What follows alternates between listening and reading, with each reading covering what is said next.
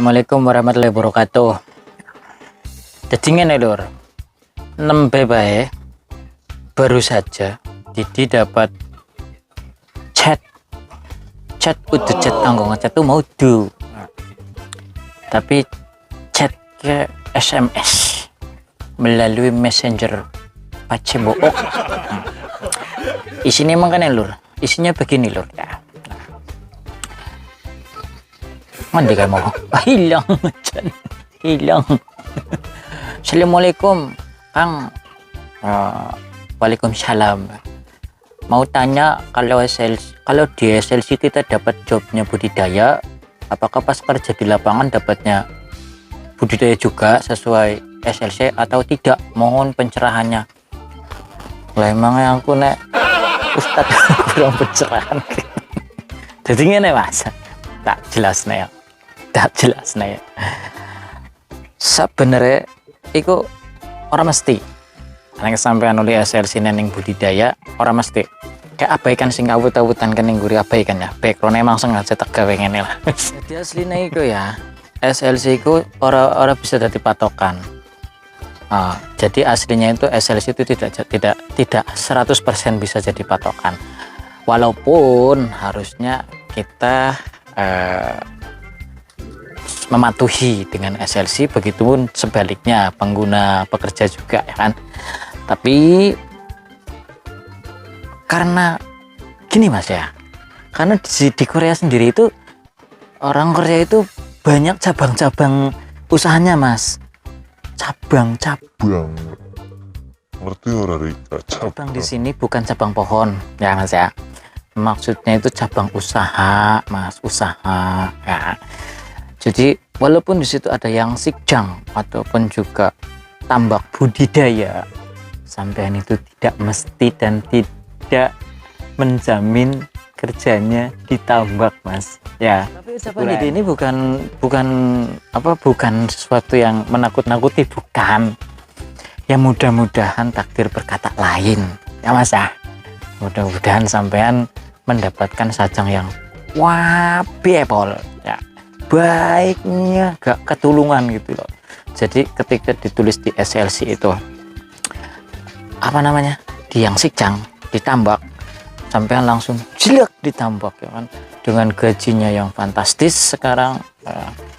Kalau nggak salah sekarang 2 JT won ya, kalau nggak salah, kalau salah ya nggak tahu. Di situ di SLC nya ada tentunya. Nah biasanya ditambak juga ada NPS ya, atau Gukminyonggem biasanya, plus Twejigem, plus gonggang bohomnya, plus juga apa itu pokoknya dikurang orang mudeng Mas, didik rak mudeng ya, dikarenakan ini di kapal ya, bukan ditambak. Oke. Untuk menyikapi ketidakpastian itu Mas, sampean yang penting berpikir positif Mas ya, berpikir positif. Nah yakin bahwa yang terbaik itu sudah disiapkan sama Tuhan itu. Nah akan tetapi sampean juga harus mau belajar di penangkapannya juga, tidak hanya di budidayanya. Kenapa? Karena kalau sewaktu-waktu datang ke sini ternyata tambaknya itu di laut dan pemeliharaannya itu harus naik kapal, sampean itu nggak kaget Mas ya. Oke, itu Mas. Jadi kita jangan sampai terlena dengan SLC yang indah bagaikan salju yang turun, ternyata dinginnya minta ampun Mas. Mana Mas ya? Pastikan sampean wis siap kerja Mas. Wis siap kerja lahir batin niate. Nah, balik lagi. Jadi jangan sampai ketika sampai di sini ditempatkan di tambak, suruh angkat junjung pas panen, sampean baru kerja 1-2 minggu udah minta pindah. Itu Mas ya, harus disiapkan mental dan fisiknya dari sekarang Mas. Persiapan mental dan fisik, sampean juga harus mempersiapkan yang namanya itu kosakata Mas ya. Nah kosakata penting Lebih penting lagi kalau sampean bisa memahami dan bisa berbicara dengan bahasa Korea. Wis pokoknya kayak abaikan, pokoknya sing ningguri kayak abaikan, ora usah digubris ya, anggap baik ora penting. Kok mas ngopi disit mas. Nah bar ngopi kan jelas namanya ya sepurane nyong ke wong Dermayu, reang ke wong Dermayu mas, jadi Jawa campuran ya, ora bisa fasih bahasa Indonesia nih sepurane mas ya, sepurane punten mas, punten tangli kan apa sampai kalian. Oke, tadi itu kosakata, skill kerjanya, niatnya, terus harus mau berani ngomong pakai bahasa Korea dengan teman belajar Anda ya. Terus satu lagi, perbanyak informasi ya, perbanyak pengetahuan jenengan dengan menonton postingan-postingan baik itu di YouTube maupun di video blogger, para teman-teman blogger mania atau YouTuber ataupun juga di googling ya, itu banyak bidang budidaya ya, budidaya. Jadi sampean itu apa jenenge ya, sampean itu harus tahu jenis-jenis budidayanya, harus tahu jenis-jenis tambaknya ya. Oke mas, wakeh pol banyak. Jadi kalau sampean nanya mas apa saja sih budidaya di Korea itu, Wake mas, wake. siji ya budidaya rumput laut atau Kim Yang Sikjang, roro dua ya, dua itu Congbok Yang Sikjang, nah, tambak kerang Congbok. Terus tiga itu Kwango Yang Sikjang, itu tambak Kwango. Terus ada lagi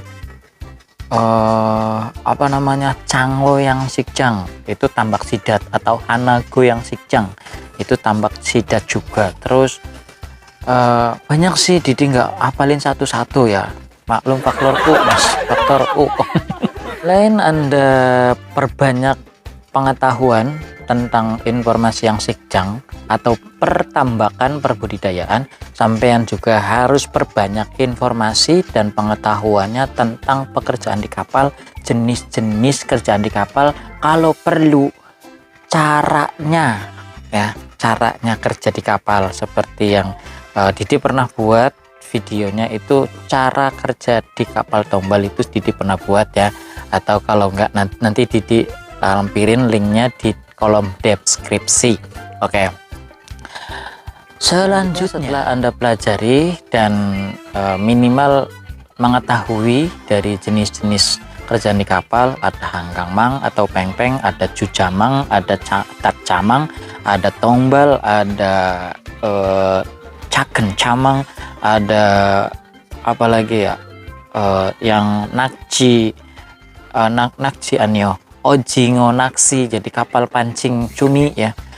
Itu banyak mas jenis-jenis kapalnya, jadi sampean harus ya minimal mengetahui yang umum dulu lah, hanggang-mang atau peng-peng, tombal sama camang. Nah tiga itu dulu. Kalau daerah bawah sana, daerah Jeju, biasanya itu ada kapal pancing cunape, ada kapal pancing kalci juga ya, gitu mas. Nah mas,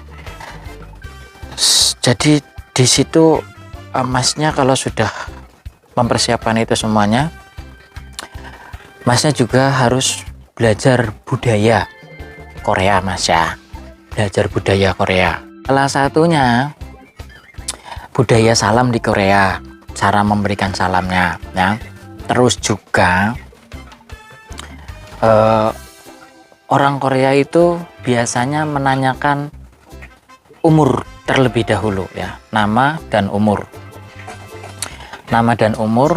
baru yang lainnya. Nah, terus orang Korea itu ya, jadi nggak perlu bahas di sini lah, masnya buka bab ya yang budaya Munhwa. Nah itu sampean bisa buka di situ, terus apa namanya, sampean juga harus belajar ataupun juga harus tahu musim-musim di Korea, bulan berapa sampai bulan berapa, musim apa. Nah kayak gitu dipahami. Jadi ketika sampean berangkat, misalkan sekarang dapat SLC, berarti berangkat perkiraannya itu bulan 1 ya. Bulan 1 itu masih musim dingin mas, bulan 1 masih musim dingin. Jadi sampean persiapkan dari Indonesia itu bawa nih kayak mantel-mantel kayak gini nih, kayak gini. Udah itu di atas itu handuk-handuk itu abaikan, karena kita di sini akomodasinya kayak gini. Jadi legowo aja mas, di apa namanya, legowo aja, pokoknya nerima aja lah, karena kita dikasihnya sama sajangnya fasilitasnya kayak gini ya. Jadi ya mau gimana lagi, yang penting ini cukup lah untuk apa namanya, untuk beristirahat. Soalnya kalau misalkan di one room itu mahal mas, mahal. Berbagi sekedar tahu ya untuk masnya ini yang sudah tanya ya, di Korea juga biasanya mendapatkan akomodasi itu ada yang sesuai dengan SLC dan ada yang tidak ya. Minggu kemarin Didi itu mendapatkan chat dari teman fishing juga ya, yang berada di daerah Jindo sana. Beliau itu datang baru 3 hari katanya, dan pertama datang itu ditempatkannya langsung di kapal mas, langsung di kapal, bawa kopernya ditaruh di kapal ya. Nah bisa dibayangkan itu ucuk, langsung glubrak suruh melaut, bisa dibayangkan mas. Dan itu selama 3 hari itu juga sehari melaut, 2 harinya itu mendarat, sandar di dekat pelabuhan tapi nggak mendarat, di dekat pelabuhan tapi tidak mendarat, alias masih jauh dari pelabuhan. Itu nggak pulang ke asrama mas, tidurnya di kapal. Dan waktu itu di sini di tempat Didi itu dilihat -11 suhunya. Kalau di Jindo Didi kurang tahu, soalnya di daerah Jongnam ini waktu kemarin dia chat Didi itu suhunya -16. Nah yang seperti ini juga harus bisa beradaptasi ataupun juga bertahan ya. Terus mensiasatinya bagaimana ya, kalau misalkan ini ya bawa baju tebel ya kan, bawa baju hangat. Nah terus kalau kita kosakatanya banyak, kita bisa ngobrol dengan senior orang Koreanya itu dengan baik mas ya, minimal nyambung lah gitu secara obrolan gitu lah ya, walaupun kita tidak fasih ataupun tidak 100% mengerti gitu. Nah yang lebih parahnya lagi mas, yang lebih parahnya lagi itu ya, di sana itu sempat mendapatkan penganiayaan, ditendang mas dadanya, ditendang. Nah Didi nggak bakal sebutkan nama dan hanya disebutkan daerahnya saja, tempatnya saja, di daerah bawah sana pokoknya ya, Didi saya sebutin tadi. Oke. Dan penganiayaan.